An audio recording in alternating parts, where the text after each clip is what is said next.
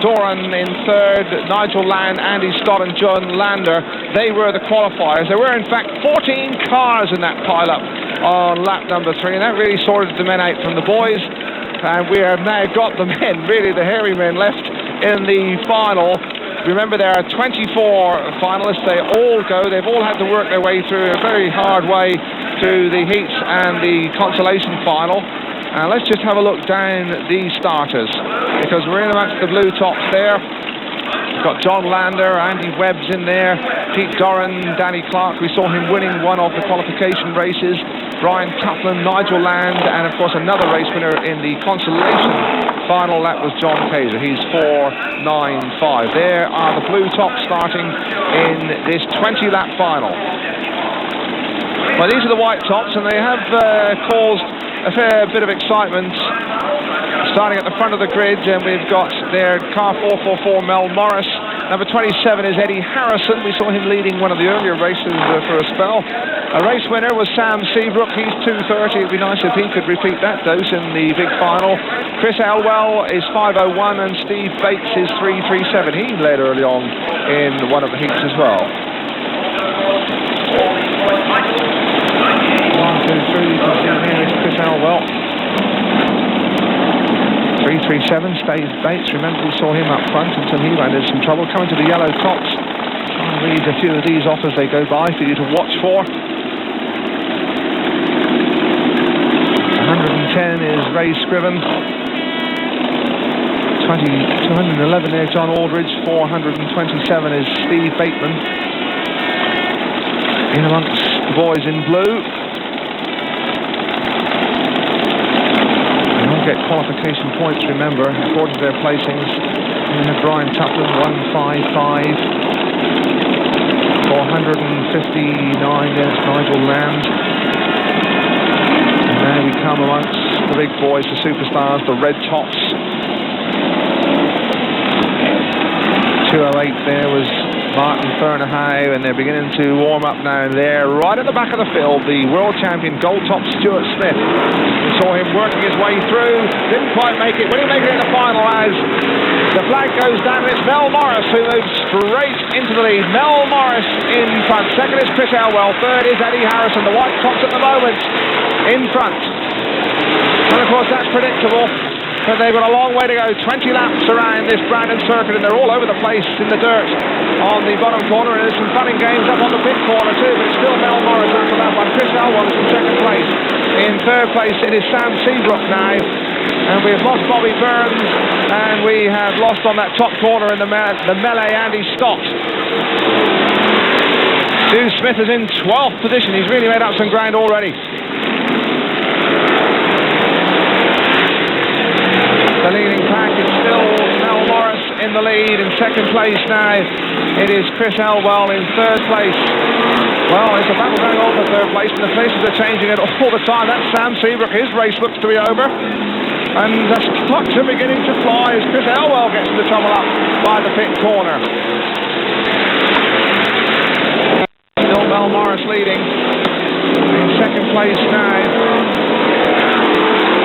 Again, the battle's going on for second place. In third place there, Chris Elwell. We saw him battle against the fence. Young Scriven moving into second place now. And that is the leader, Mel Morris. And here comes the hungry pack. Danny Clark, a race winner, and they're going almost out through the pit gate. You're supposed to turn there, fellas. Smith has moved up into 7th place, and we are now on lap number 6. Still 14 to go. The world champion is picking his way through the traffic.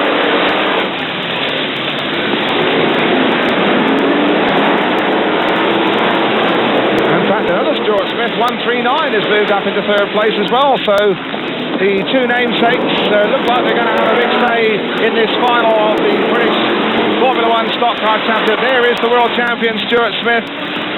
He really has come through in fine style. Still Mel Morris moving into lap number 8 in second place.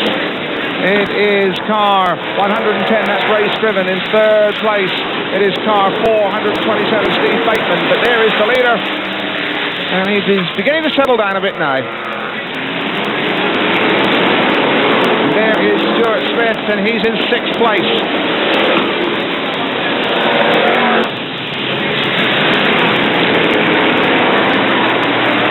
Enormous shuntage, you can see again on the pit corner. No real damage done. Still Smith. Look at that beautifully controlled piece of cornering. Beautiful picture. The back wheel spinning. The tyres, of course, are adjusted to suit surfaces. Some are a loose surface like this Brandon track, but it's granite top surface. Others are a tyre macadamized or hard surface. Smith is in 5th place now. Still the leader, Mel Morris.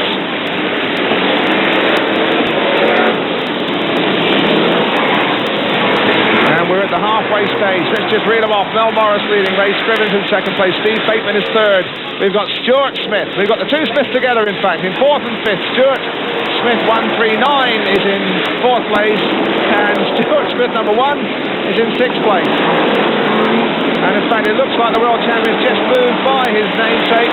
So that should take him up into 4th place now. There is Mel Morris. Now Bateman has moved into 2nd place behind him. Scrivens in 3rd, and the world champion Stuart Smith is in 4th place, and there he is. Moving into lap 13.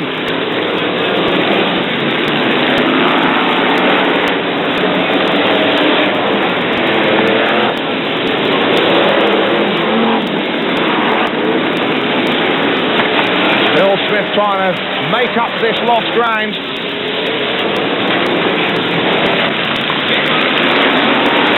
There's Morris.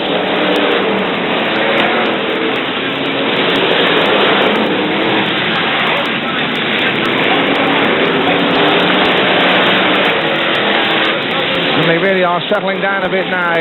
The big question everybody's asking here at Brandon, can they catch Mel Morris? Morris, their car number 444 in the lead. Steve Bateman is in 2nd place, and he's not that far behind. We've got Stuart Smith. Now number 1 is moved up into 3rd place by our reckoning. He's up into 3rd place now.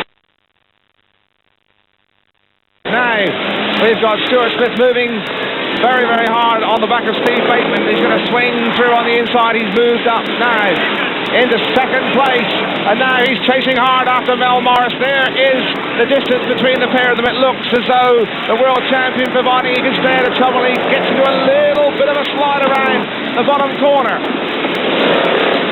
Still under some pressure from Steve Bateman. Number 427 in 3rd place. That's the battle for 2nd place. Mel Morris is up front, and Morris, as they come on to lap number 18. It looks like Bateman, in fact, has moved back into 2nd place. Stuart Smith dropping back into 3rd place. So it still really is all happening. They're on to the last lap. And Smith again has moved into 2nd place. Can he possibly get up and catch Mel Morris? He's got, what, about 30 lengths to do it. And we're in now to the last lap. And it's over the checkered flag. This is the last one around here. And Morris still holding on. And Smith making his big effort now. Smith trying to come through on the inside. Can he possibly do it? He has done. Smith just gets up on the last corner. So Mel Morris, and while he sorted it all out, in fact, Stuart Smith in his agitation did an extra lap there. It was Mel Morris, car number 444 from Wolverhampton, a local boy, a white top driver who just held on there to win that qualification round. That's a surprise, but the local crowd here are loving that. The world champion, in his frustration, roared about an extra lap, and in the confusion, when we sat and worked it all out, it was in fact Mel Morris who pulled it off. Well, Stu Smith, the world champion, couldn't quite get up to win there, but he was doing top speeds of around 65 miles per hour.